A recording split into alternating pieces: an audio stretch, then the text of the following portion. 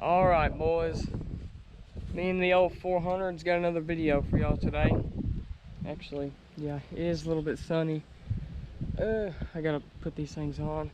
I ordered pit vipers yesterday, but they was a little too small, so we sent them back, and supposed to send us a bigger pair, like double wide version. Y'all don't know what pit vipers are. It's like sunglasses the Larry Enticer, the Uncle Ron wears.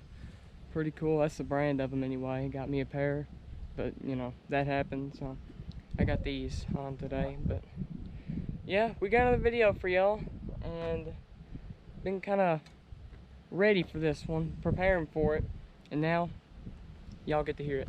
So I've been thinking, I got a sport quad. A bunch of Team Wax has had sport quads, you know, throughout the years since sport quads made their thing, and now that we're trying to bring them back, we don't have much of a variety anymore. You got the Raptor 700, the YFZ 450, but sport quad's been around a while, since about the 80s, and I figured I would give you all, out of all the sport quads that's been out there, I'll give y'all five sport quads that overall, based on availability today, like availability on Facebook Marketplace, used condition, price, power, that kind of stuff, I would make a list of the top 5 overall sport quads. Sorry if that wind noise is bugging y'all, I can't help that. But without further ado, I'm gonna get into that list. I'm gonna start this off number 5 with the Suzuki LTZ 400, which came out in 2003 as a competitor to the Honda 400EX. Also, I can't remember if it was 2003 or 2004. I think it's 2003. Suzuki and Kawasaki signed a deal, and Suzuki would make the same exact four-wheeler for Kawasaki, but with the Kawasaki name and plastics on it. They called it the KFX 400, and we've had that on our channel too. Flying Brian, Dirt Obsession, familiar with the Z400. He had one back in the day. I'm sure if y'all ever ran into him, he'd tell y'all all about it. But little man had a brand new KFX 400 too. They had power. They had enough power they could compete with some of the 450s. I know it compete with the Honda 450Rs, because he drag raced Doc whenever he had a 04 450R. He beat him on a KFX 400. So if that tells you anything, then there it is. I mean, they got power. They would blow a 400EX out of the water from the factory. Definitely not a kid's four-wheeler, but I mean, that's part of why we like them so much. They got reverse too. They came out with reverse 2 years before Honda did on the 400EXs. So they had power and they had that reverse, which was a good feature to have if you're going to be riding in the woods. But excellent trail machine as much as it is a race machine. Maybe not the ground clearance, but that's any sport quad for you.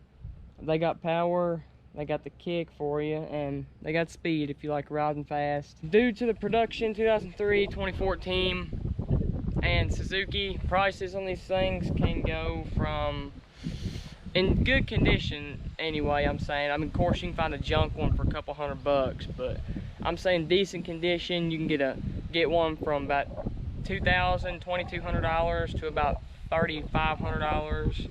Something like that. Shop around, see what you can find if you're interested in one of these. But that's number 5. Now we're gonna get into number 4. Number 4, and this may trigger some of you all that this was number 4 on the list, but the Raptor 700R, which if y'all don't know about it, it's one of the 2 only sport quads being manufactured new today. Raptor 700 was released in 2006 as a second edition, I guess you could call it, to the 660 Raptor. One of the reasons I had this on the list was, well, because they made it new from the factory in 2020. They're really peppy. I mean, like, they got a lot of power on that bottom end. You push that throttle and no matter what gear you're in, just about, it'll bring that front end up, and that's what we really liked about it. I mean, it's got all kinds of power. It may not be as wide as the YFZ, but it definitely tops it in like power.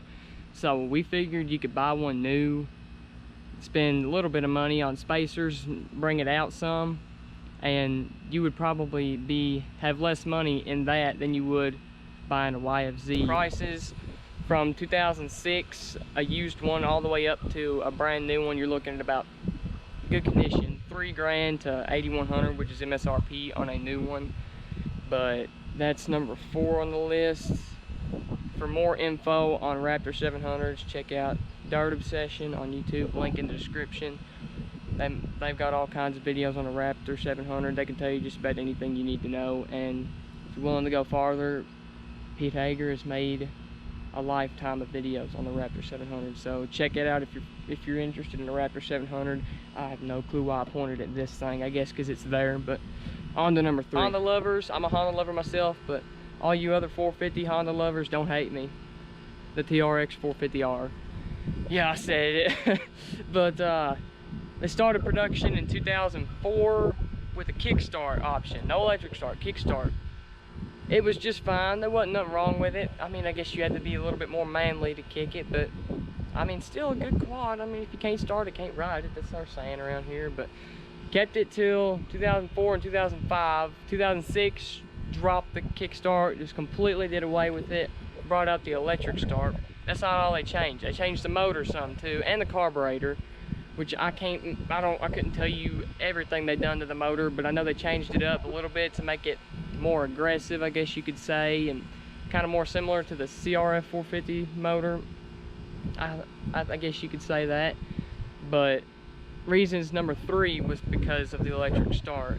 Not that it's inconvenient, which it's very convenient, but something they did to it. I don't know. When it's cold, it cranks up just fine. Start. I mean, nothing wrong with it. But as it warms up, if you go to start it up while it's hot, it seems like it takes it a little longer to crank, and it cranks a little harder to get it to fire up.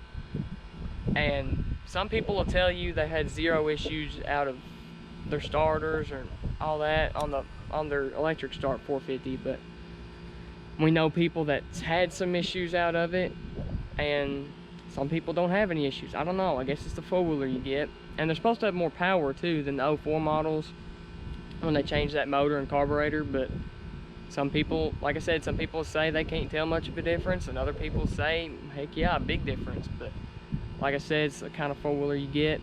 Prices range from 04 to 14, good condition, like I said, about $2,600 to $5,200, but shop around, see what you can find if you're interested in a 450R. A few moments later. Alright guys, I'm back, and if you're wondering, I did switch spots. Peep the horses in the pond back there, but I had to go replace the battery in my GoPro because fleas live longer than the batteries on these things. But before we get into number 2 on this list, I wanted to make an honorable mentions list, I guess you could say, for the people who are mad because their favorite sport quad wasn't in this list. But I'm gonna give y'all some of those quads and why I didn't list them overall. One of them's the Yamaha Banshee Viking. I know you're watching this. Great 4-wheeler overall, but didn't mention it because even though they were produced for a really long time, and there's so many of them right out there, well, at least I thought they was, they're through the roof right now. I mean, they go online, like a used one, no matter what condition, they go for about the same price as a TRX 250R 4-wheeler, which is why that one wasn't on the list as well. But I mean, they're still good 4-wheelers. 350cc 2-strokes, I mean, they're powerful, they're quick, I mean, but they're just expensive. That's why I didn't put them on the list. Same goes for the TRX 250R. Another one, a Honda 700XX. Only made them 2 years. I mean, they're not crazy expensive. They go for $3,500, $4,000, but only made them 2 years. There's not very many of them out there. But I mean, I told y'all why I didn't list the YFZ because of their emissions and all that good stuff. But I mean, them's just a couple of them. Why I didn't list them. I mean, if you got another one out there, leave a comment in the description, and I may tell you why I didn't list it. So, on to number 2. Alright, so number 2 on the top 5 overall most relevant sport quad on the market today would be the Yamaha 350 Warrior. Hear me out. They started production 1987's first sport quad with electric start and reverse, I think. They sold really well. Doc bought a brand new one sometime in the 90s, I couldn't tell you. But they made them up until 2004, I think, with minor changes like colors and all that good stuff. But after 2004, stopped production, came out with the 350 Raptor, which is literally the same four-wheeler, just different plastics. The headlights were different, a little bit lighter, I will say, but same motors, same frame. I mean, they're really similar to the Warrior, and they stopped production on that in 2013. So, but the Warrior, it was a really good trail machine and still is today. It may not be the most powerful on the list, just 350cc, 6-speed, 4-stroke, but it's heavy, which could be a pro and a con. But if you trail ride, we think it's good. It's heavy and it stays planted on the ground. Excellent hill climber, but they're just a good four-wheeler. I mean, the motors were indestructible just about. I mean, they had really tough motors in them, and they're not very expensive either. I mean, you can average condition, obviously, on the Warrior, not the Raptor. I don't know what the Raptors go for. I haven't really been researching those, but the Warriors, decent condition, probably go from $1,400 to about $2,200-$2,300 on the high side. Just like the rest, shop around, see what you can find, and we're gonna get into the #1 overall sport quad there is, I guess. The #1 most relevant overall sport quad on the market today. I'm taking my glasses off for this one. The Honda 400EX.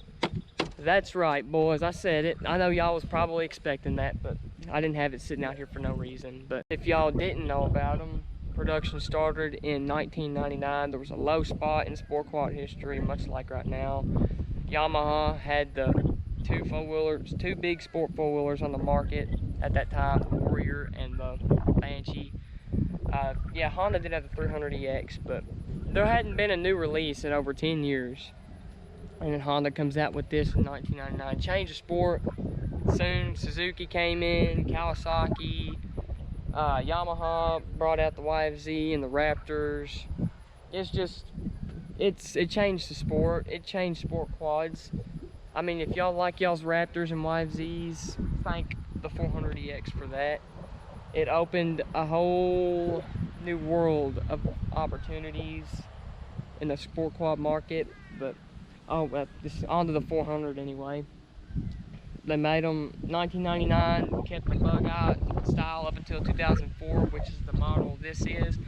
2005, changed plastics, added a reverse gear to that, and kept that design until 2007. 2008, changed plastics again, dropped the E, and made it the Honda 400X. Made that stop production in 2010 and 11, I think, and brought them back in 2012, made them until 2014, and that's when they stopped. And I'm hoping if they come out with another sport quad, it'll be a 400X, or maybe they'll have some other kind of name for it, like 400RX or something fun sounding like that. But prices, from 99 to 14, 400EXs went through the roof recently because everybody's wanting a sport quad, just like everybody watching this video should want a sport quad. Prices on these can go from $1,600 average condition before prices went through the roof to about $4,500 like on a 14 model.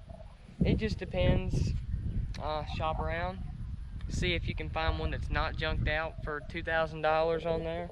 Some people are getting a little crazy, but I guess it'll die down here in a couple months, or maybe it won't die down. I have no clue. They're getting harder to find, so get it while you still can. So that is the top 5 of Team Wax's best overall relevant sport quads that you can get today. I have no clue how to say that properly, but y'all know what I mean.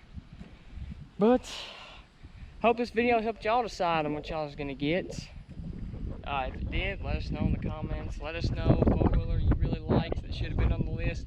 I'll tell you why I didn't mention it, because I've been researching some. But y'all enjoyed the video, leave a like. Remember, go check out ObseXXion and Pete Hager for info on the Raptor 700. They did make videos on the Banshee too, which is one of them I didn't put on the list. If y'all want to go check that out. And with that being said, keep sending it. I'll catch y'all in the next video.